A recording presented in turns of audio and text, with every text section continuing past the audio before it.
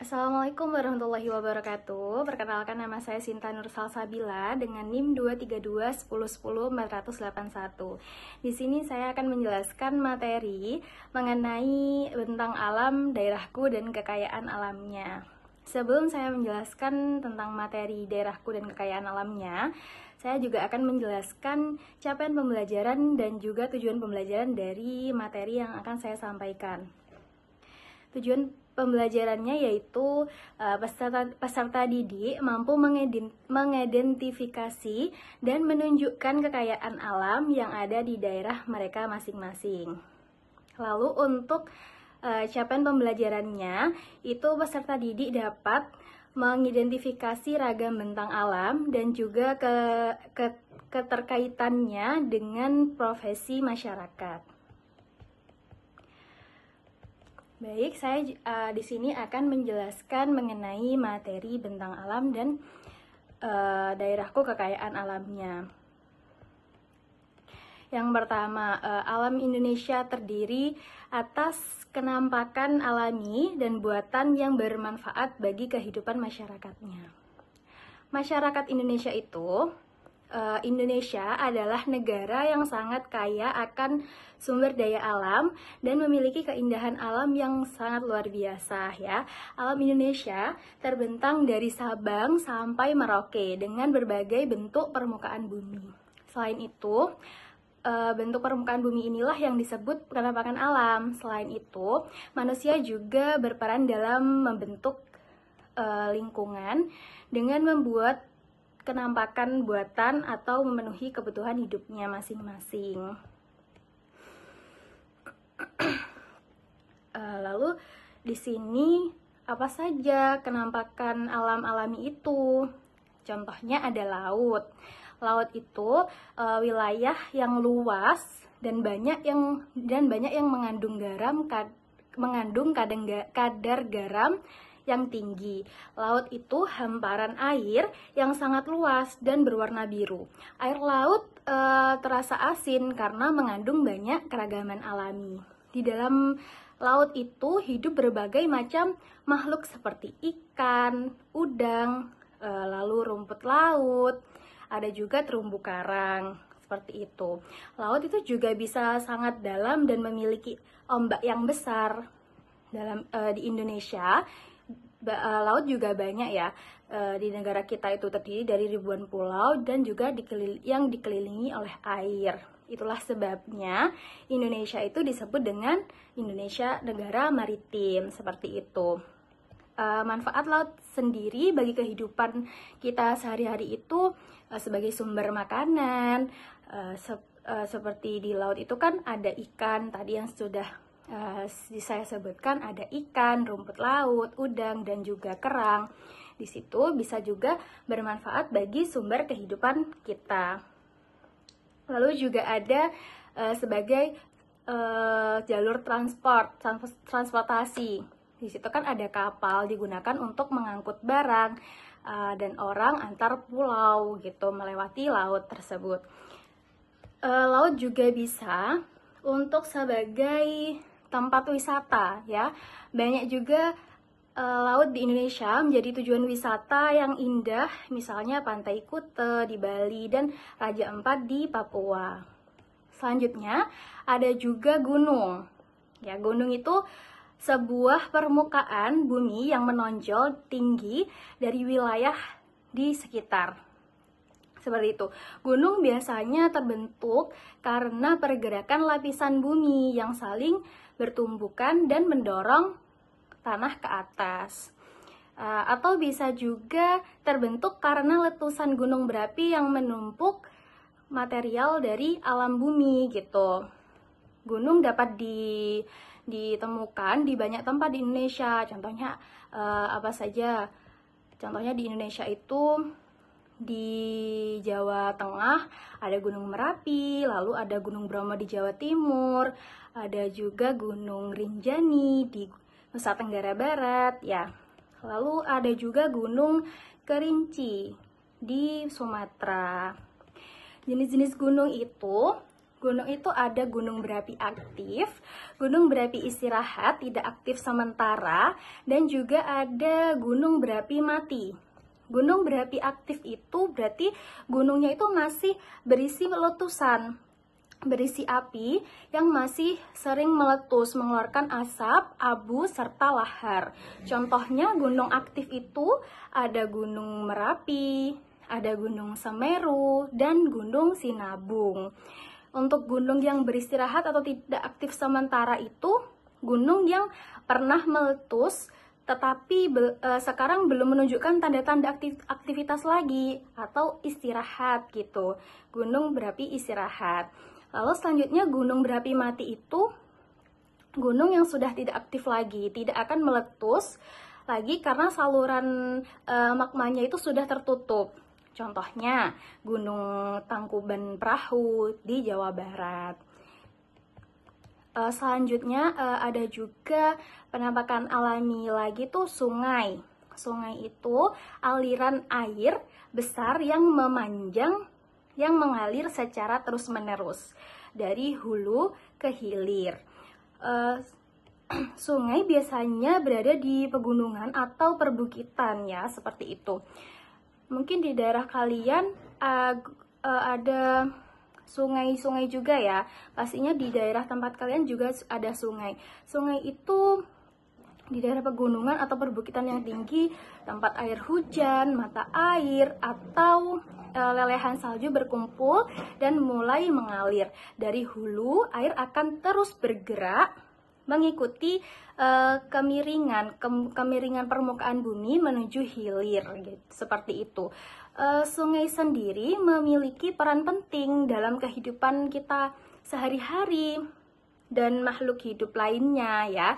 Dari sejak dahulu, sungai sudah menjadi sumber kehidupan karena menyediakan air yang sangat dibutuhkan untuk keperluan sehari-hari kita yang bermanfaat. Contohnya untuk mengairi sawah atau ladang, sehingga membantu masyarakat dalam berkegiatan pertanian dan perkebunan, untuk mandi, mencuci, memasak, seperti itu ya. Itu zaman dulu seperti itu ya. Dan kita sampai sekarang pun kita bisa memanfaatkan air itu untuk kehidupan kita sehari-hari. Kita harus tetap menjaga kebersihan sungai tersebut, seperti itu. Lalu yang selanjutnya ada pantai. Pantai itu apa sih? Pantai, kalian ada yang tahu pantai tidak? Pantai adalah wilayah perairan antara daratan dan lautan yang secara langsung dipengaruhi oleh pasang surut air laut. Pantai menjadi batas alami di mana gelombang laut, angin, dan arus laut itu terus berinteraksi dengan daratan karena pengaruh air laut yang terus berubah setiap harinya. Nah, bentuk dan kondisi pantai pun selalu mengalami perubahan, baik akibat proses abrasi maupun sedimentasi, seperti itu. Ada pantai yang berpasir putih halus seperti itu ya. Ada juga yang berwarna hitam pasirnya. Kalau yang putih itu pasir yang berwarna putih itu seperti contoh di Pulau Bali, Lombok, ada pula sekarang seperti Gunung Kidul. Di Gunung Kidul itu di Yogyakarta ya. Beberapa pantai juga dipenuhi lumpur yang berwarna hitam seperti itu, seperti di daerah pesisir utara Pulau Jawa, seperti itu. Perbedaan ini menunjukkan betapa kaya dan beragamnya bentang alam pantai di Indonesia. Pantai juga memiliki peran penting bagi kehidupan masyarakat atau kehidupan kita sehari-hari. Seperti contohnya kalau di ekosistem itu dari sisi ekonomi, pantai merupakan sumber daya alam yang bernilai tinggi. Banyak masyarakat pesisir masyarakat yang berada atau bertempat tinggal di pesisir pantai itu menggantungkan kehidupannya dari penghasilan laut atau di penghasilan pantai itu, dari objek wisata, lalu hasil laut seperti menjadi nelayan mencari ikan, udang, rumput laut, dan juga karang itu. Selain itu juga menjadi objek wisata. Kan banyak nih pantai-pantai yang menjadi objek wisata saat ini. Itu memanfaatkan kekayaan alam, keindahan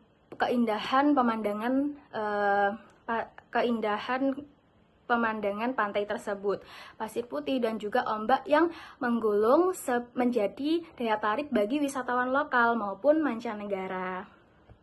Kalau dari sisi ekologis, pantai berfungsi sebagai pelindung alami daratan dari hempasan ombak besar dan juga badai laut. Keberadaan vegetasi pantai seperti mangrove cemara laut, dan pandan pantai sangat penting untuk berbagai untuk pantai mohon maaf. Dan pandan pantai itu sangat penting untuk menahan erosi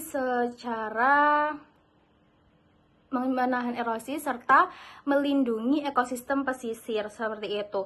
Pantai juga menjadi habitat bagi berbagai makhluk hidup, termasuk burung laut, kepiting, penyu, dan berbagai jenis ikan yang berkembang biak di dalam perairan dangkal dekat pantai. Selanjutnya juga ada goa. Goa adalah rongga alami yang berbentuk di bawah permukaan tanah dan memiliki ukuran cukup besar sehingga manusia itu dapat masuk ke dalam goa tersebut gitu. Goa itu terbentuk melalui proses alam dan berlangsung secara alami sehingga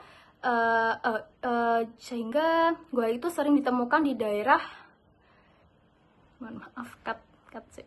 Goa adalah rongga alami yang terbentuk di bawah permukaan tanah dan memiliki ukuran cukup besar sehingga dapat dimasuki oleh manusia. Nah, goa itu terbentuk secara alami yang berlangsung secara ribuan hingga jutaan tahun.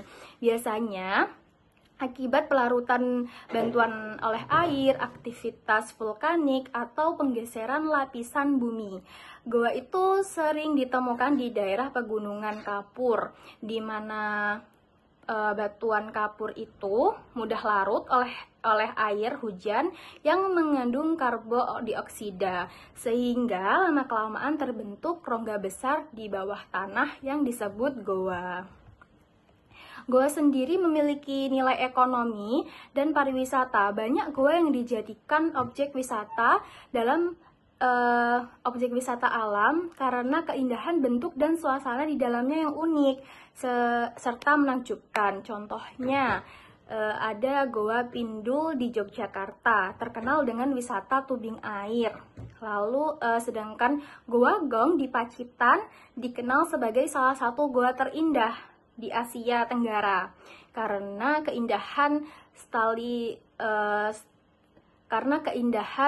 stalaktif dan stalagmitnya. Nah, terus wisata Goa tidak hanya memberikan hiburan, tetapi juga membantu menikmati perekonomian masyarakat sekitar. Selanjutnya ada hutan. Hutan adalah hutan yang terbentuk secara alami tanpa campur tangan manusia. Jadi hutan itu yang terbentuk secara alami dan didominasi oleh berbagai jenis pepohonan serta tumbuhan lainnya yang tumbuhan secara bebas dan seimbang gitu. Hutan ini terbentuk melalui proses alami selama waktu yang sangat lama, sangat panjang, dimulai dari tumbuhnya semak-semak, rumput, dan juga pohon-pohonan kecil yang kemudian berkembang menjadi ekosistem besar yang kompleks selama puluhan tahun ya. Di dalam hutan alam itu, semua unsur mulai dari tanah, air, tumbuhan, hewan, hingga mikroorganisme saling berinteraksi dan membentuk keseimbangan ekosistem secara alami. Hutan alam itu juga menjadi habitat bagi jutaan makhluk hidup, mulai dari hewan besar seperti harimau, gajah, orangutan, sehingga serangga kecil dan burung-burung langka itu biasanya kita temui di hutannya. di hutan. Banyak tumbuhan obat-obatan juga di hutan, dan sumber bahan pangan alami juga berasal dari hutan alam. Oleh karena itu, keberadaan hutan alam sangat penting bagi keanekaragaman hayati dunia.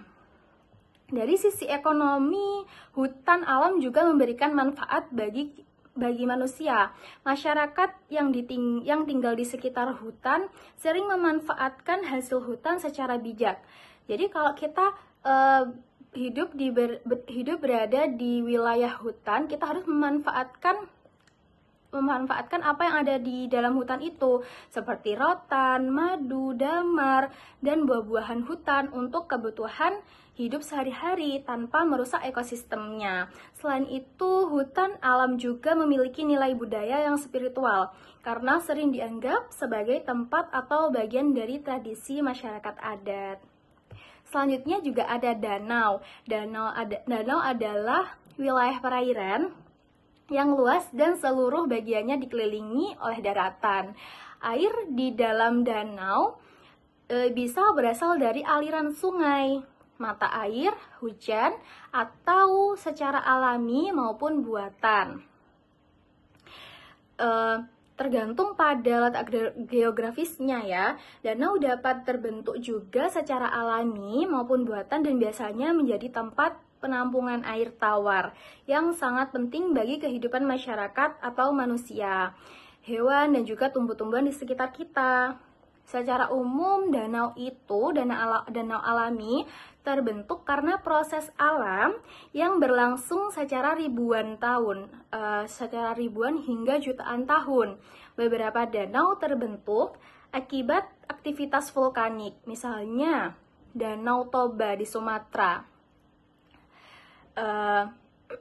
Misalnya danau muncul di bekas kawah gunung berapi seperti Danau Kalimutu di Flores atau Danau Toba di Sumatera Utara. Lalu ada pula danau yang terbentuk karena pergerakan lempeng bumi, pergerakan tanah yang membendung air sungai atau proses glasial, lembah bekas gletser di daerah pegunungan tinggi.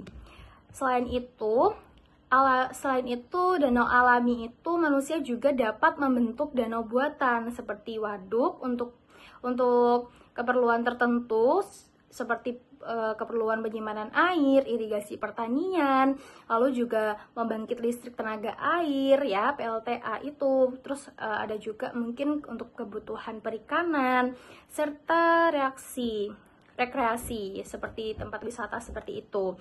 Contohnya di danau buatan di Indonesia itu ada Waduk Jatiluhur di Jawa Barat, lalu ada juga Waduk Gajah Mungkur di Jawa Tengah. Ya, seperti itu. Dari penjelasan saya, mungkin hanya itu yang bisa saya sampaikan. Terima kasih. Wassalamualaikum warahmatullahi wabarakatuh.